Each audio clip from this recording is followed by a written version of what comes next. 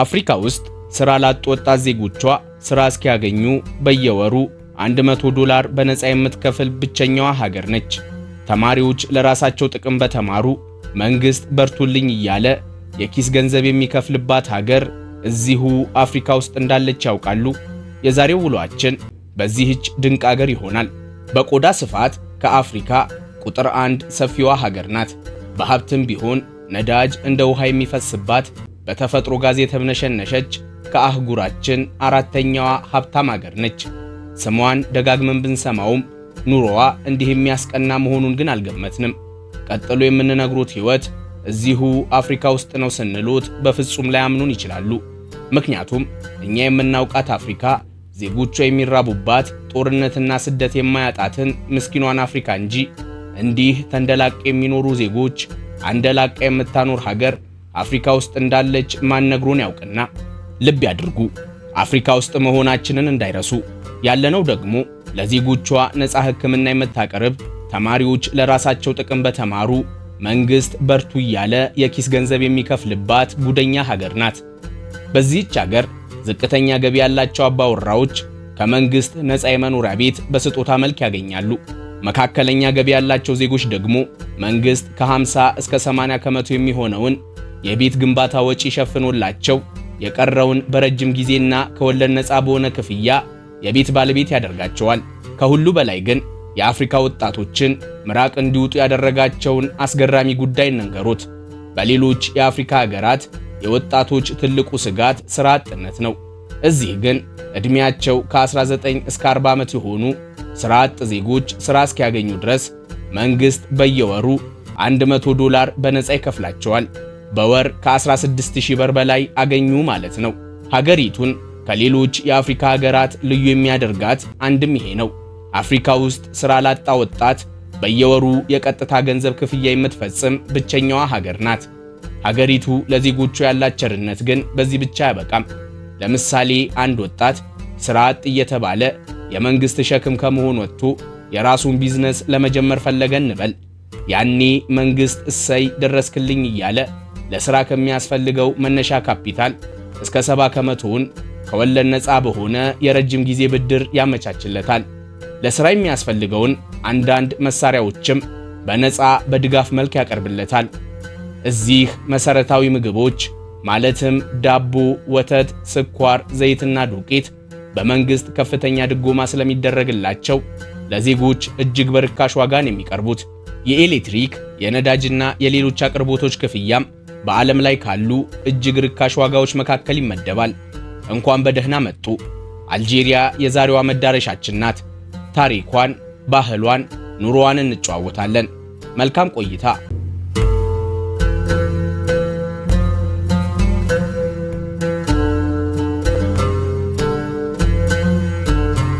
አልጄሪያ በሰሜን አፍሪካ ቀጠና ውስጥ የምትገኝ 7 ጎረቤቶች ያሏት የ46 ሚሊዮን ዜጎች ሀገር ናት። 2 ቢላዋ ሲባል ሰምተዋል? አልጄሪያ ማለት እንዲያ ናት። በአኗኗር ባህልና ሃይማኖት ቁርጥ አረብ ስትሆን በጂኦግራፊያዊ መገኛ ግን አፍሪካዊት ሀገር ነች። ከ2.38 ሚሊዮን ስኩዌር ኪሎ ሜትር በላይ ትሰፋለች። በቆዳ ስፋት ከአፍሪካም ሀገራት ከአረቡም ዓለም የሷን ያህል ሰፊ ሀገር የለም። ሲጀምር የዓለማችን 10ኛዋ ሰፊ ሀገር ናት። የዛሬውን አያድርገውና ግን ሱዳን ባትከፋፈል ኖሮ ይህ ደረጃ የሷ ነበር የሚሆነው። አልጄሪያ ምንም እንኳን ሰፊ ሀገር ብትሆንም ከግዛቷ 80 ከመቶውን የሚሸፍነው ጭው ያለ በረሃ ነው፣ ታላቁ የሰሃራ በረሃ። የአልጄሪያ መሬት በ3 ዋና ዋና ጂኦግራፊዎች ይከፈላል። በሜዲትራኒያን አየር ንብረቱ የሚታወቀው ለምና አብዛኛው የሀገሪቱ ሕዝብና ከተሞች መገኛ የሆነው የሰሜኑ ክፍል አንዱ ነው። ይህ ግዛት የሀገሪቱን ከ12 እስከ 15 ከመቶ የሚሸፍን ቢሆንም የአልጄሪያ ከ90 ከመቶ በላይ የሚሆነው ሕዝብ ወይም 40 ሚሊዮኑ ዜጋ የሚኖረው በዚህ የባህር ዳርቻ ክፍል ነው። ዋና ከተማዋን አልጀርስን ጨምሮ በርካታ ወሳኝ ከተሞች ከ1200 ኪሎ ሜትር በላይ የሚረዝመው የሀገሪቱ የባህር በር እዚህ ይገኛሉ። በአትላስ ሰንሰለታማ ተራሮች የተሸፈነው ክፍል ሁለተኛው ሲሆን ታላቁ የሰሃራ በረሃ ሶስተኛው ግዛት ነው። ይህ በረሃ በዓለም ላይ ካሉ ተፈጥሯዊ ድንቆች መካከል አንዱና እጅግ አስገራሚ ሚስጥሮችን የያዘ ስፍራ ነው። የአልጄሪያው ታስሊን አጃር ዋሻ ስዕሎች እንደሚያሳዩት ከ10,000 ዓመታት በፊት ሰሐራ አሸዋማ በረሃ ሳይሆን ለም አረንጓዴ መሬት፣ ታላላቅ ወንዞችና ሐይቆች የነበሩበት ስፍራ ነበር። ዛሬ ላይ ግን ምን እንደተፈጠረ ባይታወቅም እነዛ በደን የተሸፈኑ ተራሮች ወደ አለት ኮረብቶች ተቀይረው ለመኖር ምቹ ያልሆነ እጅግ ሞቃታማ በረሃ ሆኗል። ጭውታችን ኑሮ በአልጄሪያ መሆኑን እንዳይረሱ። አሁን የምንገኘው ደግሞ በአልጄሪያ ዋና ከተማ አልጀርስ ውስጥ ነው። የ3.7 ሚሊዮን ሕዝብ መኖሪያ ስትሆን የሀገሪቱ ትልቋ ከተማ ናት። አልጀርስ በሜዲትራኒያን ባህር ዳርቻ ላይ የምትገኝ የፈረንሳይና የአረብ ስነ ሕንፃ ውህደት ያላት እጅግ ማራኪ ከተማ ናት። ነጯ አልጀርስ እያሉን የሚጠሯት በከተማ ውስጥ የሚገኙ አብዛኛዎቹ ሕንፃዎች፣ ቤቶችና ታሪካዊ ግንባታዎቿ በነጭ ቀለም የተቀቡ በመሆናቸው ያገኘችው ስም ነው። በበጋ ወራት የሜዲትራኒያን የአየር ንብረት ሞቃታማ ይሆናል። እዛ ላይ የሰሐራ በረሃ ወበቅና ሐሩሩ ፀሐይ ሲጨመርበት ከተማዋን ያገላታል። ይህንን ሙቀት ተቋቁሞ ሕንፃዎችና ቤቶች ውስጥ ተመጣጣኝ የአየር ንብረት እንዲኖር ለማድረግ ግንባታዎቿ ሁሉ በነጭ ቀለም ያሸበርቁ ጀመር። ነጭ ቀለም የፀሐይ ብርሃንንና ሙቀትን ሪፍሌክት የማድረግ ከፍተኛ አቅም ስላለው በሙቀት ለምትገለው ከተማ ሁነኛ መፍትሄ ሆነ። በሜዲትራኒያን ባህር ላይ እየቀዘፉ ወደ ከተማ የሚቀርቡ ሰዎች በኮረብታዎቿ አናት ላይ የሚያዩት ይህንን ነጭ ቀለም ነውና ነጭ አልጀርስ ብለው ሰየሟት። አልጄሪያ ከባዛንታይኖች እስከ ኦቶማን፣ ከአረቦች እስከ ፈረንሳይ አፈራርቀው ቅኝ ገዝተዋታል። አልጀርስ ደግሞ የዚህ ታሪክ ምልክት ናት። የሚመለከቱት ቸርች ኦፍ ኖተርዳም ደ አፍሪክ ይባላል። በ19ኛው ክፍለ ዘመን በኒዮ ባዛንታይን ስነ ሕንፃ ጥበብ የተገነባ የአልጀርስ ባህረ ሰላጤን በግልጽ የሚያሳይ የካቶሊክ ካቴድራል ነው። ይሄኛው ደግሞ ካሳባህ ይባላል። በዩኔስኮ የዓለም ቅርስነት የተመዘገበ ጥንታዊ የሙስሊሞች መንደር፣ የሜዲትራኒያን ባህርን ግሩም እይታ የሚያገኙበት ኮረብታ ላይ የተገነባ መንደር ነው። በጠባብ መንገዶቹና በጥንታዊ የኦቶማን ቤተ መንግስቶችና መስጂዶች ይታወቃል። በነገራችን ላይ ከጣሊያን ውጪ ጥንታዊ የሮማውያን ፍርስራሾች በጥሩ ሁኔታ ተጠብቀው ከሚገኙባቸው ቦታዎች አንዷ አልጄሪያ ናት። አልጄሪያ ከነዚህ ቅኝ ገዢዎቿ ነፃ ወጥታ በራሷ ማንነት ለመኖር አፍሪካ ውስጥ ትልቅ መስዋዕትነትን ከከፈሉ ሀገራት በግንባር ቀደምትነት ትነሳለች። በተለይም ከመጨረሻ ቅኝ ገዢዋ ከፈረንሳይ ነፃ ለመሆን ከፈረንጆቹ 1954 እስከ 1962 ማለትም ለ8 ዓመታት ያደረገችው ተጋድሎ የ1 ሚሊዮን ሰማዕታት ሀገር አስብሏታል። የሚመለከቱት የሰማዕታት መታወሻ ሐውልት ደግሞ እንደ ሀገር የያኔውን መራራ ትግልና መስዋዕት የሆኑ ውድ ልጆቿ የምትዘክርበት እንደ ከተማ የአልጀርስ ምልክቷ ነው። ሐውልቱ 92 ሜትር ከፍታ ያለውና ኮረብታ ላይ የተገነባ በመሆኑ አልጀርስ መጥተው ወደ የትኛውም አቅጣጫ ቢጓዙ ምልክት ሊያደርጉት ይችላሉ። ለጉብኝት ነውና የመጡት የአልጄሪያን የነጻነት ተጋድሎ ማየት ከፈለጉ ከሐውልቱ ስር ቤተ መዘክር ይገኛል። እስቲ እንገሩን፣ የዓለማችን ሶስተኛው ግዙፍ መስጂድ የት የሚገኝ ይመስላችኋል? የመካከለኛው ምስራቅ አገራትን እንዳያስቡ። የዓለማችን ሶስተኛው ግዙፍ መስጂድ የሚገኘው እዚሁ አፍሪካ ውስጥ አልጄሪያ በዋና ከተማዋ አልጀርስ ነው። ይህ የሚመለከቱት መስጂድ ግሬት ሞስክ ኦፍ አልጄሪያ ወይም ጀማዓ አልጀዛኢር ይባላል። ከአፍሪካ ቁጥር 1 ከዓለም ከመካና መዲና በመቀጠል ሶስተኛው ግዙፍ መስጂድ ነው። በአንድ ጊዜ ከ120 ሺህ በላይ ሰጋጆችን የሚይዝ ሲሆን 400 ሺህ ካሬ ሜትር ስፋት አለው።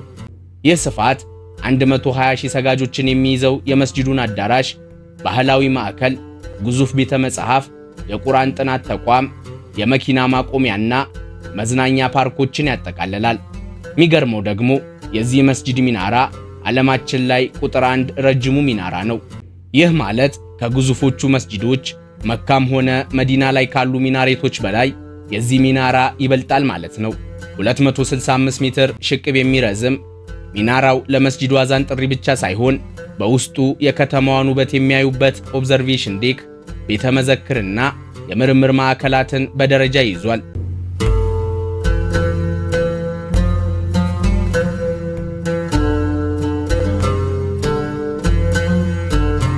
የ2500 ዓመት ታሪክ ያላት የ450 ሺህ ሰዎች መኖሪያ የሆነችው ኮንስታንቲን በአልጄሪያ ውስጥ ከሚገኙ ከተሞች ሁሉ እጅግ አስገራሚዋ በቋጥኞችና በገደሎች ላይ የተገነባች የተፈጥሮና የኢንጂነሪንግ ጥበብ የታየባት ተአምር ናት።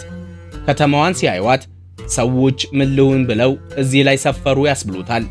ዙሪያዋን የከበባት ከ175 ሜትር በላይ ጥልቀት ያለው የሮመል ወንዝ ገደል የሚሉት ገደል ነው። ገደሉ ዙሪያውን ከመክበብ አልፎ የከተማዋን ሰፈሮች የሚለያይ ድንበርም ሆኗል። ልብ ያድርጉ፣ እዚህ ከአንድ ሰፈር ወደ ሌላ ለመሄድ የግድ ይህንን ሰፊና ከ175 ሜትር በላይ የሚጠልቀውን ገደል ማቋረጥ ይኖርቦታል። ታዲያ እንዲህ አይነት አስቸጋሪ ቦታ ላይ ለምን ከተማዋን መሰረቱ? መልሱ ቀላል ነው። ከተማዋ አስቸጋሪ ብትሆንም ያላት ስትራቴጂካዊ አቀማመጥና ዙሪያዋን የከበባት ሀብት ቀላል አይደለም። ከተማዋ ከሜዲትራኒያን ባህር ዳርቻ በ80 ኪሎ ሜትር ርቀት ላይ የምትገኝ በአራቱም አቅጣጫ ለሚመጡ የንግድ መስመሮች መገናኛ ሆና የምታገለግል ከተማ ናት። በዛ ላይ ዙሪያዋን ያለው ለም መሬት ለግብርና በተለይም ለስንዴ ምርት ተስማሚ በመሆኑን የመረጧት። ከተማዋን የገነቧት በአልጄሪያ ታሪክ ውስጥ ትልቅ አሻራ ያላቸው ኑሚዲያውያን ናቸው። ማሲኒሳ የተባለው የኑሚዲያውያን ንጉሥ ከተማዋ ያላትን ድንቅ የንግድ እንቅስቃሴ በመመልከት የንግስናው ዋና ከተማ አድርጓት ነበር። በሮማውያኑም ዘመን እጅግ አስፈላጊ ከተማ ነበረች። ዙሪያዋን በጥልቅ ገደል የተከበበች መሆኗ ደግሞ ጠላት እንዳይደፍራት ያደርጋታል። ቀደም ብለን የከተማዋ ሰፈሮች በጥልቁ ገደል እንደሚለያዩ ነግረኑታል። እነዚህን ሰፈሮች ለማገናኘት በገደሎቹ መካከል የተዘረጉ 8 ግዙፍ ተንጠልጣይ ድልድዮች አሉ። በዚህ ምክንያት ዘ ሲቲ ኦፍ ብሪጅ ይሏታል። የአህመድ ቤ ቤተ መንግሥትና የኤሚር አብዱልቃድር መስጂድ የከተማዋ ምልክቶች ናቸው። የአልጄሪያ ሁለተኛዋ ትልቋ ከተማ ኦራን ትባላለች። በሜዲትራኒያን ባህር ዳርቻ ላይ የምትገኝ የባህል የሙዚቃና የታሪክ ከተማ ናት። በውብ የባህር ዳርቻዎቿ ትታወቃለች። አልባህያ እያሉን የሚጠሯት ደስተኛዋ ከተማ እንደማለት ነው። ዓለም አቀፉ የአልጄሪያ ራይ የተሰኘው ሙዚቃ መነሻው ከዚህ ነው። የራይ ሙዚቃ በዩኔስኮ የማይዳሰስ የዓለም ቅርስነት ተመዝግቧል። በ16ኛው ክፍለ ዘመን በስፔናውያን የተገነባው የሳንት ክሩዝ ምሽግ ምልክቷ ነው። ምሽጉ ሙርጃጆ በሚባለው ተራራ ጫፍ ላይ የሚገኝ ከተማዋን፣ የከተማዋን ወደብና ሰፊውን የሜዲትራኒያን ባህር በግልጽ የሚቃኙበት ታሪካዊ ምሽግ ነው። የምግብ አፍቃሪ ከሆኑ ኦራን የምግብ ከተማ ናት። በተለይም ከሽምብራ ዱቄት ከእንቁላልና ከቅመማ ቅመሞች የሚሰራው ካራንቲካ የተሰኘው ምግብ የኦራን መገለጫ ነው።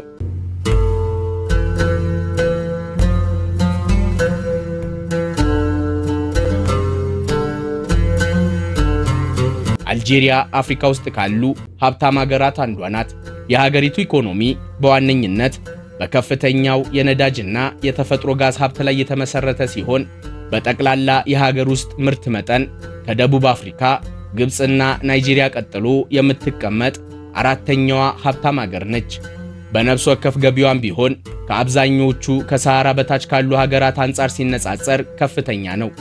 በዚህ ሀብቷ ምክንያት የአልጄሪያ መንግስት ለዜጎቹ ብዙ ነፃና ከፍተኛ ድጎማ የሚደረግባቸውን አገልግሎቶች ያቀርባል። በአልጄሪያ ሕክምና ነፃ ነው። በማንኛውም የመንግስት ሆስፒታሎችና ክሊኒኮች የሚሰጡ የሕክምና አገልግሎቶች፣ ምርመራዎችና ቀዶ ጥገናዎች ለዜጎች ሙሉ በሙሉ ነፃ ናቸው። ትምህርትም ነፃ ሲሆን በጣም የሚገርመው ደግሞ የዩኒቨርሲቲ ተማሪዎች ከነፃ ትምህርቱ በተጨማሪ መንግስት በየ3 ወሩ አበል ይከፍላቸዋል። ስለተማሩ ብቻ ደሞዝተኛ ሆኑ ማለት አይደል። ከሁሉ በላይ የሚደንቀው ግን ይሄ ነው። ስራ ጠፍቶ ወጣቶች ስደተኛ በሆኑባት አፍሪካ ውስጥ አልጄሪያ ስራ አጥ ወጣቶቿን አይዟችሁ እኔን እያለች ስራ እስኪያገኙ ድረስ በየወሩ 15000 ዲናር ወይም ወደ $100 ገደማ ያለምንም በነፃ የምትከፍል አፍሪካ ውስጥ ያለች ብቸኛዋ ሀገር ነች። እንዳይረሱ የዚህ አይነቱን የቅንጦት ህይወት የተጨዋወት ነው እንደ ዱባይና ኳታር ባሉ ቅንጡ ሀገሮች ባደረግነው ፕሮግራም ላይ ነው። አፍሪካ ውስጥ ግን የዚህ አይነት ህይወት ይኖራል ብሎ የሚያስብ አንድም አልነበረም። እድሜ ለአልጄሪያ ይሁንና አስደንቃናለች። በዚህ አያበቃም።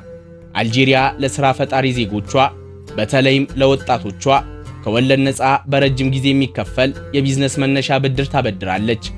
አዲስ ቢዝነስ መጀመር የሚፈልጉ ወጣቶች ሐሳባቸውን ለመንግስት ከነገሩት የቢዝነሱን 70% መነሻ ካፒታል መንግስት አንድ ሳንቲም ወለድ ሳያስብባቸው ያውም ለረጅም ዓመታት ዘና ብለው እንዲከፍሉ አድርጎ ያበድራቸዋል። አልጄሪያ ውስጥ መሰረታዊ ፍላጎቶች ላይ መንግስት ከፍተኛ ድጎማ ስለሚያደርግ ዜጎች ዓለም ላይ እጅግ ርካሽ በሆነ ዋጋን የሚገዙት። ለምሳሌ ዳቦ፣ ዱቄት፣ ሩዝ፣ ዘይትና ሌሎችም የምግብ ፍጆታዎች እንደ ነዳጅና ኤሌክትሪክ ያሉ መገልገያ ግብዓቶች አልጄሪያ ለዜጎቿ የምታቀርበው በዓለም ደረጃ ርካሽ በተባለ ዋጋ ነው።